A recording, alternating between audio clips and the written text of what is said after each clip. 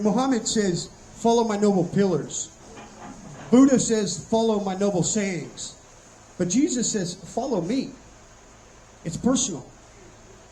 And so it's just absolutely vital that we feast on the Word of God.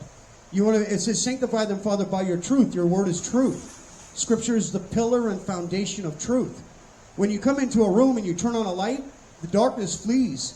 So when I read the truth, all of a sudden the deception flees. The lies that I used to believe flee.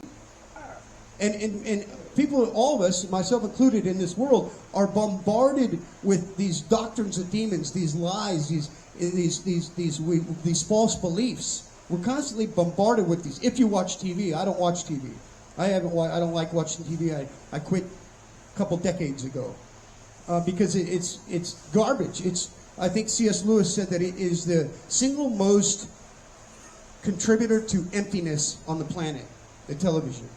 It's garbage. They tell you right there what they're doing. Television programming.